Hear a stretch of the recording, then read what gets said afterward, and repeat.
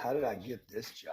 I don't know. Like, it's been 30 years just figuring out where I'm going. Had no idea I would be doing what I'm doing today, what I'm doing, 30 years ago. I had ambition, like your audience is ambitious. So I've always been ambitious. I've always wanted more for myself and my family. I grew up in a good family, so I don't have anybody to blame. Nothing bad happened to me. I lost my dad when I was 10. And that really that impinged really messed kind of threw me off. And so I was a good kid.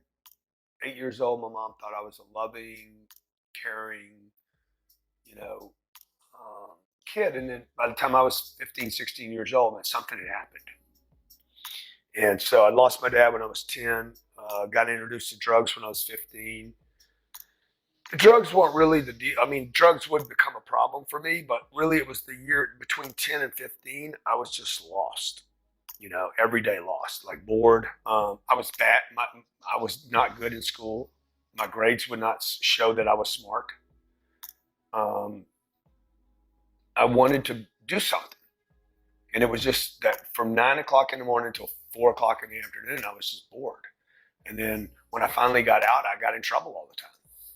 So when I got introduced to drugs, I was 15 or 16 years old, and then within a year, I was using drugs every day. Started out with just me and a couple buddies. But when I look back on it now, I'm like, there was no leadership in my life. There was no mentoring. There was leadership and mentoring. It was just the wrong way. I went to treatment and got off the drugs. I needed an environment where I got off the drugs. I had to get away from the environment. The treatment center there's a lot of bad information at those treatment centers, but it got me out of the environment. People look at me today and say, "Oh man, he's cocky and he's this and he's that." And they see the plane and da da. Dude, nobody knows what's going on the inside of me. So I was coming out of that deal just fragile, broken. The drugs were the least of the problems. It was my self-esteem was crashed. I had no money. I didn't believe in myself anymore. I had no confidence. I was in debt. I had lost my reputation was damaged in the community I lived in. It was damaged with me. I was the black sheep of my family. Not even my family didn't trust me. I didn't trust me. And then so I made the 28 days and I went back. I was working in a car dealership and I went back there and turned my whole life around. That fast.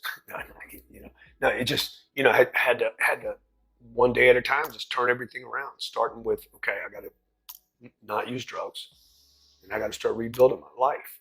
I had people I went back to this guy that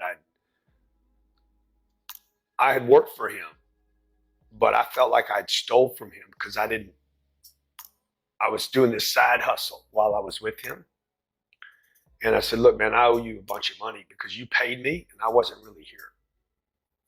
And he's like, I don't need it. His name's David. He's like, I don't need it. I said, you don't need it. I need it. I need to pay this. Yeah. You do whatever you want with it. I have to pay this. And he's like, no, I don't want it. I said, bro, look, I'm leaving the money here. I need to leave it here. It wasn't for you, for him. It was for me, Yeah. So I could walk back there strong. And so I've just been slowly rebuilding my life. And, today we've got 17 little companies that all do pretty well. A real estate portfolio that we're building that's going to one day be something, really to be something to be proud of. And I'm trying to help people right now. So depending on where you met me, like over the last 30 years would pretty much depend upon how you see me. Some people see me as a sales guy. If you came out of the automobile industry, you know that I had a lot to do with changing the way they sell cars now.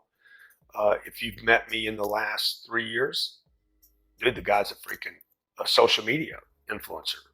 Right. If you met me 10 years ago, you would be like, he's a speaker and a motivational guy.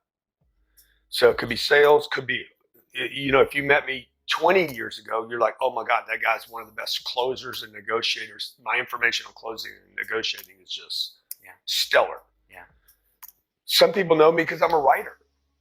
As an author, of books that are called The 10X Rule, Sell or Be Sold, Close Survival Guide, Be First or Last, very, very polarizing kind of arguments. I think some people see me as a really aggressive, confrontational person. Some people know me as their uncle. So we did this gig here in LA. There was 3,000 people there, and 80% had never seen me speak live. They had only seen me online. So they think I'm this Instagram, YouTube, not real guy. Like people are like, I just had to see if you're even real. Yeah. And then other people know me because I'm a real estate investor. So I don't know. What do you know me as? How did I get this job?